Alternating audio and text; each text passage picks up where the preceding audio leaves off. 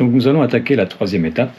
Et pour la deuxième fois consécutive, vous allez vous rendre compte que nous avons modifié notre programme initial.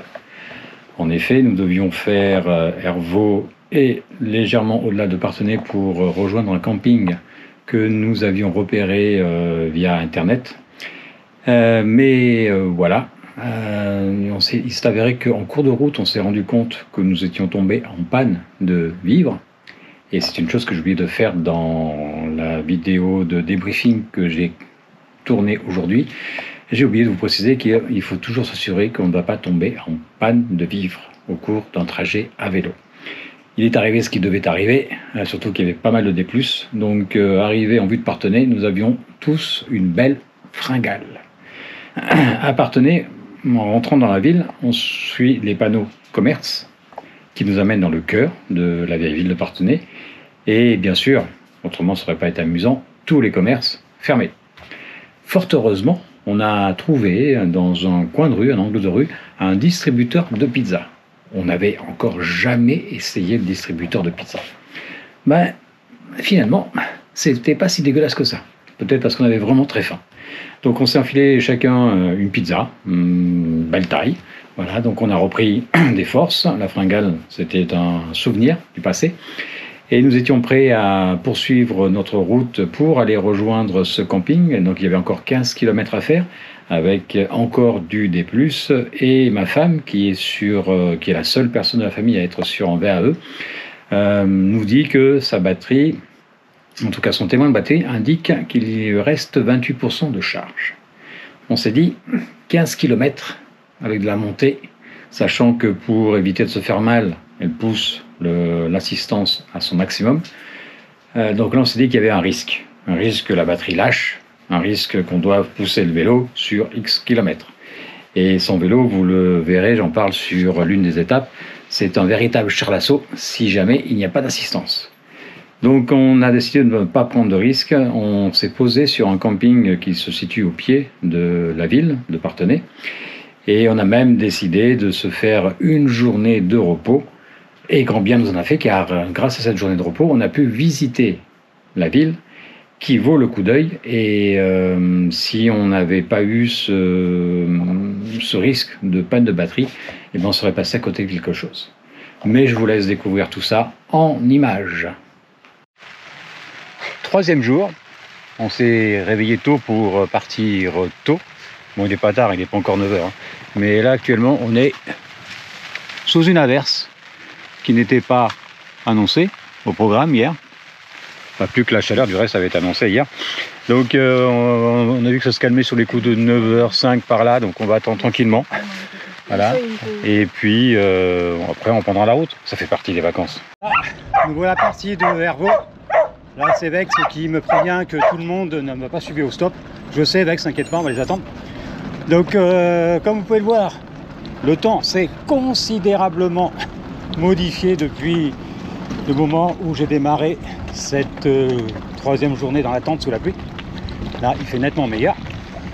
Et c'était annoncé, hein. On est censé avoir un bon 28 degrés aujourd'hui. Donc, beau soleil. Quitter Hervaux a été relativement simple finalement. Aujourd'hui, on a pas loin de 400 mètres de D+. Hop là, j'ai raté la route. Voilà. On a pas loin de 400 mètres de D+, pour 36 km si on reste sur cette étape-là. On va voir si on poursuit plus loin, ou si on s'arrête effectivement à Parthenay. Donc hier, je vous expliquais en fait ce qui nous avait fait modifier notre programme initial. Donc il faut savoir que ça aussi, ça fait partie des vacances vélo. Hein. C'est comme la météo, il y a les aléas. Et il faut savoir qu'on peut tout planifier sur du cyclotourisme. Il y aura toujours un impondérable qui fera que vous devrez modifier votre programme. Donc il faut toujours avoir un plan A, un plan B, un plan C, un plan D, etc. etc. Donc j'arrête de parler pour l'instant et nous allons profiter du paysage et du calme qui l'accompagne.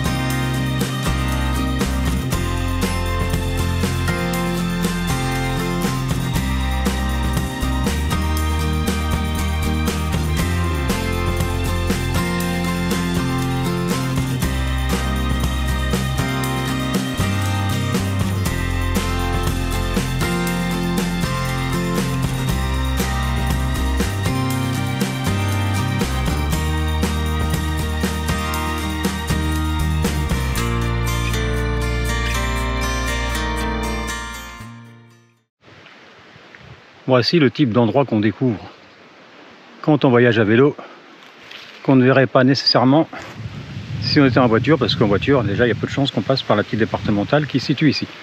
En général, on va passer par les grandes routes. Donc c'est un lac. J'ai pas trouvé où était le nom. Donc pourtant, il y a des panneaux partout, mais j'ai pas trouvé le nom. Donc en fait, c'est une aire de pique-nique qui a été faite devant cette étendue d'eau. C'est superbe. Et là, en plus, le ciel, plus ça va, plus le ciel se dégage de ces composantes nuageuses. Commence à devenir bon. Allez, on repartit. Donc sur la vélo F7, finalement, il y a beaucoup plus de voies partagées que de pistes cyclables. Ce qui est dommage en fait pour Vexalia. Je ne peux pas sortir aussi souvent que j'aurais voulu. En revanche, pour ceux qui n'ont pas cette problématique entre guillemets de faire courir un chien à côté de leur vélo, les voies partagées, hein, j'en suis sur une. Parfois on croise une voiture, les deux quand c'est l'heure de pointe. Donc c'est vraiment un tracé qui a été fait sur des départementales qui ne sont plus utilisées, en tout cas pas par le commun des mortels, j'entends par là le touriste. Je pense qu'elles sont utilisées par les locaux pour éviter les bouchons que font les touristes sur les artères principaux. Donc non, pour l'instant c'est un très beau tracé. Il y a juste eu la problématique hier pour quitter Thouars avec la signalétique, mais sinon j'avoue que c'est un très très beau tracé.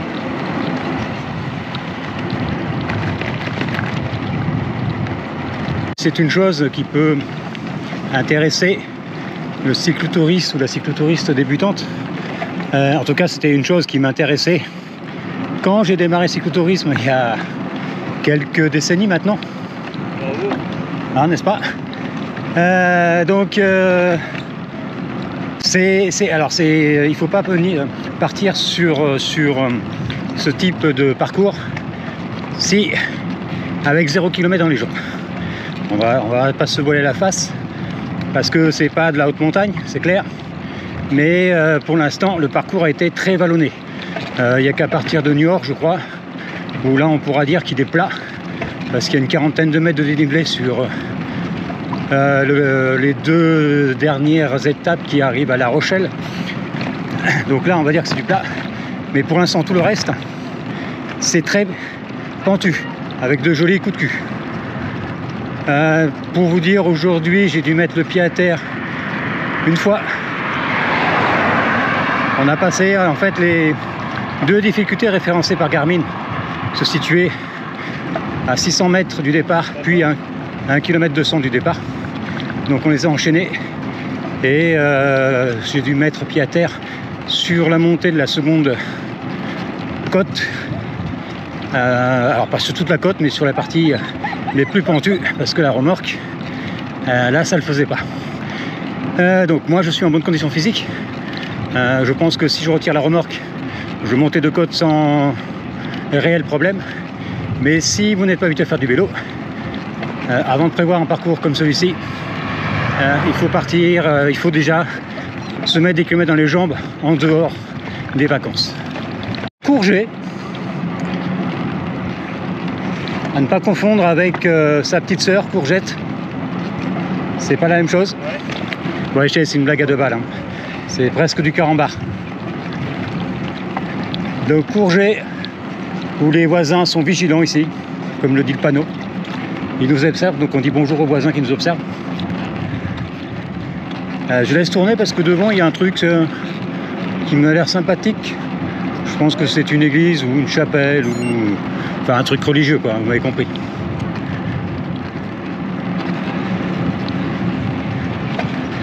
Là, il nous reste 23 km à faire. Il fait 28,6 degrés. Il est 11h40. C'est bien, on a prévu de s'arrêter pour déjeuner à Parthenay. On sera pile à l'heure.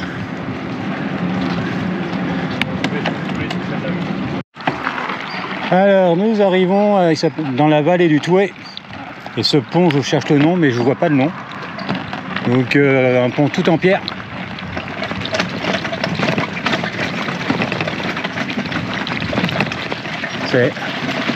C'est gravel ou c'est pas gravel, hein, comme dirait l'autre.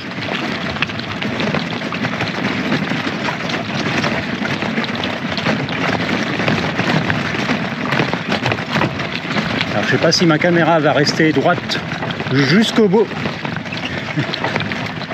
J'essaie de rouler tranquillement. Voilà, bah c'est passé. Elle est restée droite ma caméra. Nickel chrome. Très bonne caméra. Et voilà, donc je sais toujours pas comment s'appelle ce pont.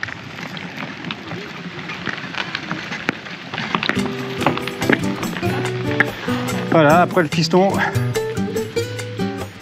madame et la fille. Dis coucou à la caméra. Coucou la caméra.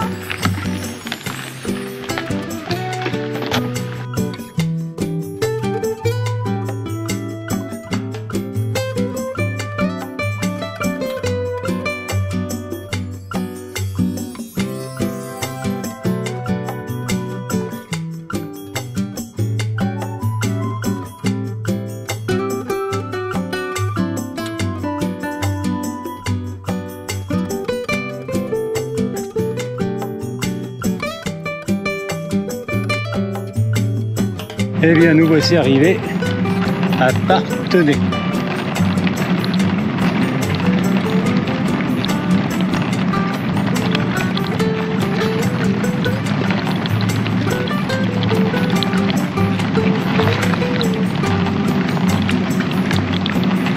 Si je me trompe pas, on va passer dans un tunnel.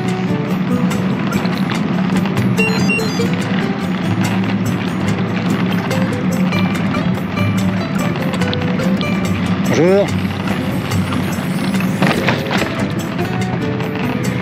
Et donc oui, tunnel très court.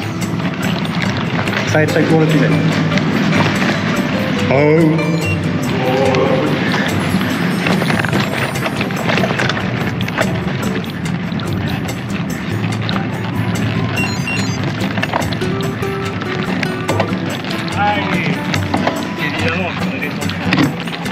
Hop, moi je m'arrête. Ça semble être une ville très pavée. En tout cas, c'est resté, cette partie-là, tout du moins, très intemporelle. Façon de faire un bond. Donc là, on se dirige vers l'endroit où se situent apparemment les commerces. Parce que là, on a une petite fin.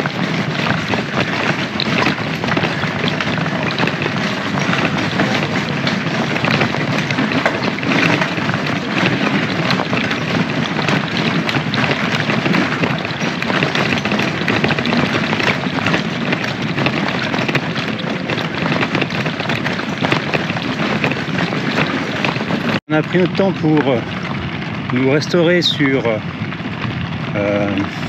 ça y est, j'ai oublié le nom de la ville. Partez par là, quelque chose comme ça, je vous dirai, je vous mettrai le nom plus tard ou je en reparlerai dans la vidéo. Donc là on a vu qu'il était quand même assez tard. En plus le VAE de madame n'a plus que 28% de charge. Si on entamait l'autre partie de l'itinéraire, ne serait-ce que pour aller sur une halte vélo qui nous intéressait, il y a 11 km à faire, c'est pentu aussi, je crains que le VAE ne tienne pas le choc. Donc du coup, on se dirige vers un camping qui se trouve à proximité de la ville où on est, et puis je pense qu'on va faire ma foi une halte de 2 jours, histoire que les organismes se reposent un petit peu. Aujourd'hui, étape difficile, même pour moi, avec la remorque, 415 de D+, étape difficile aussi pour ma fille, même si elle a bien tenu le choc. Donc, décision prise, nous allons passer 2 nuits sur le terrain camping du patelin dont je me rappelle toujours pas le nom. Il s'appelle comment ce patelin? C'est Parthenay, comment j'aurais pu oublier, comment j'ai oublié ça, Parthenay. Donc, et puis on s'est dit qu'on allait se faire un petit plaisir, on a eu la chance de pouvoir tomber sur un camping qui, comme vous pouvez le voir, est annoncé complet sur leur site, mais qui est totalement désert. Donc on s'est fait un plaisir, sur les 2 jours on ne monte pas la tente, puisqu'on a déjà une tente toute montée. Voilà, c'est un repos bien mérité pour la famille. Donc bien. 4. Finalement, ça va être une journée de repos. Les organismes se reposent. Hein, c'est ce que je pressentais déjà hier soir. parce qu'en fait on n'avait pas compté avec le dénivelé, donc ça fait pas mal de D+. Sur les 3 jours qu'on a encaissé, on est à pas loin de 1000 mètres de D+. Ce qui n'est pas énorme lorsqu'on est habitué, mais lorsque on est en cyclotourisme avec du chargement, ça commence à marquer, surtout pour les personnes qui font régulièrement du vélo. Donc on va pas souffrir pour rien, on est en vacances, hein. Donc on va profiter de cette journée sous le soleil. Le ciel est en train de se dégager pour aller visiter un peu plus longuement la ville de Parthenay. Et puis ça va permettre aux gens de se décongestionner un tout petit peu. Là on part prendre le petit déjeuner. Bon bah pour le petit déjeuner ça va être café au lait, parce qu'on va se rendre compte qu'il fallait commander la veille. De toute façon, quoi qu'il se passe, même si on avait compris ça hier, c'était trop tard pour la commande. Donc on est au café au lait. La jeunesse est au chocolat au lait. Nous sommes, je ne l'ai pas dit, nous sommes au camping Les Bois Verts, qui fait partie de la chaîne Night and Day. Super camping, alors très calme, il n'y a pas un chat, je ne sais pas pourquoi, parce qu'il est vraiment très bien ce camping.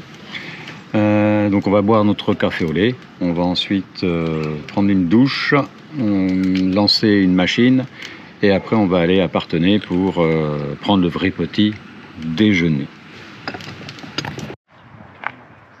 Et nous voici partis en promenade pédestre pour aller sur Parthenay, qui se situe à peu près là-bas. Donc ce petit lac ou étang, je ne sais pas ce que c'est, me fait rappeler que hier j'avais filmé sur le parcours un gros lac dont je n'avais pas trouvé le nom. En fait, il s'agit du lac de Sebon, ou Sebon, je ne sais pas comment ça se prononce. De toute façon, je mettrai certainement le nom en incrustation lorsque je ferai le montage de la vidéo. Mais des fois que d'ici là, j'oublie ce nom, au moins, je vous l'aurais dit sur cette vidéo-là.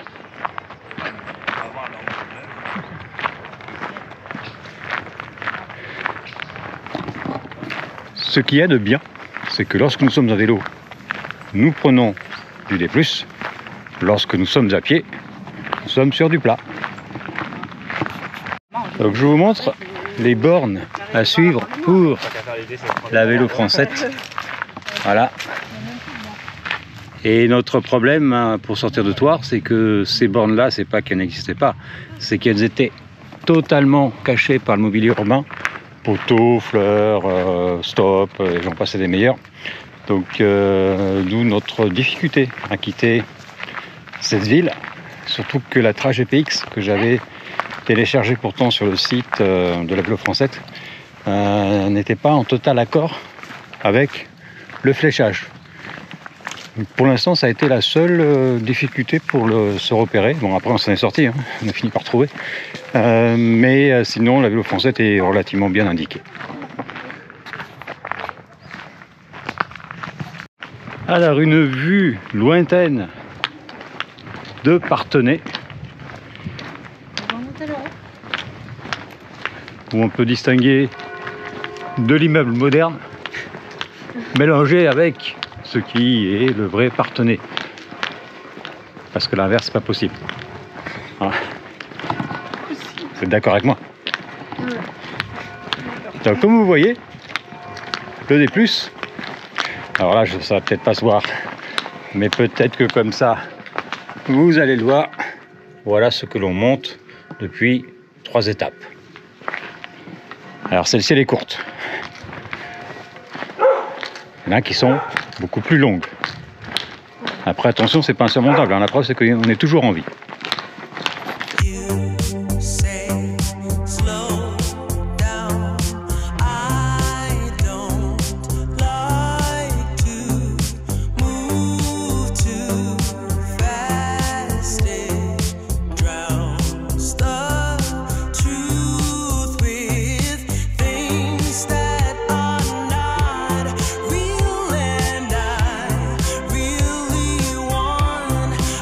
To be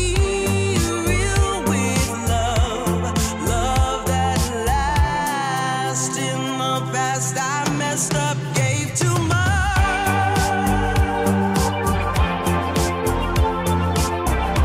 What is it with time? Why can't we unwind? And all the hurt we deal with on. Aujourd'hui, comme hier, même si nous ne sommes pas à vélo mais à pied, petite pensée pour Monsieur Fall. La boulangerie.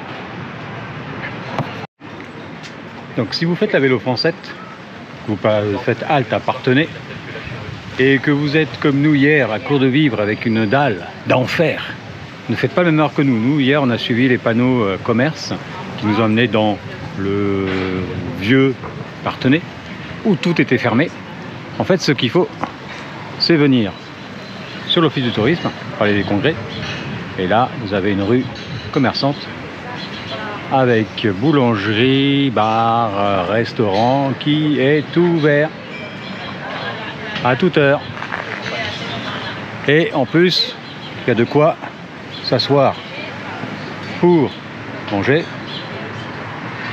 et notamment une grande place avec des bancs, des chaises, voire même certains endroits où, à plus des bancs et des chaises, vous avez des tables.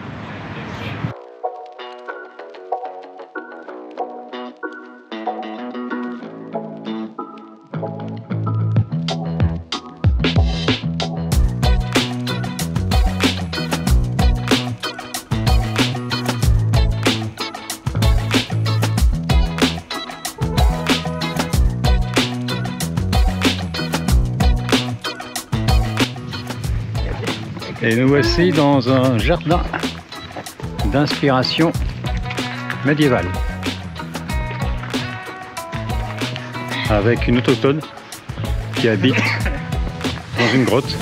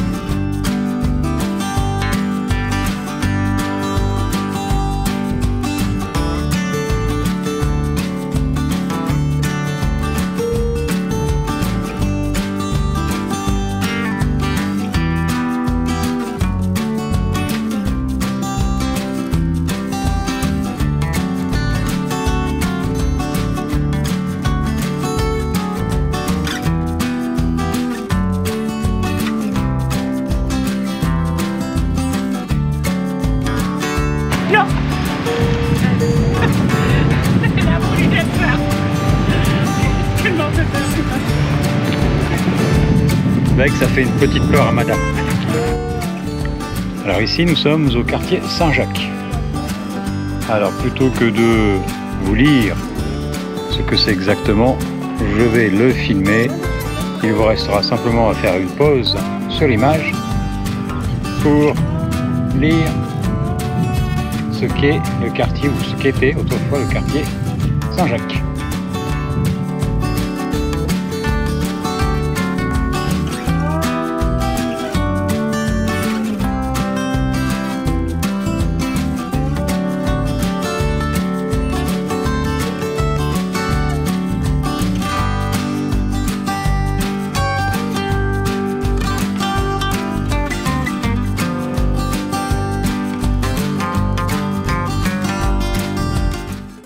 Alors, si vous allez à Parthenay et que vous avez besoin d'une oreille attentive pour exposer vos doléances, j'ai trouvé l'oreille attentive.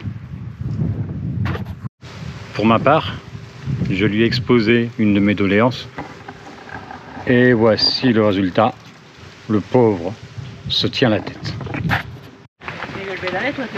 Voici maintenant, vu du bas, ce que je vous ai montré tout à l'heure, vu de là-haut.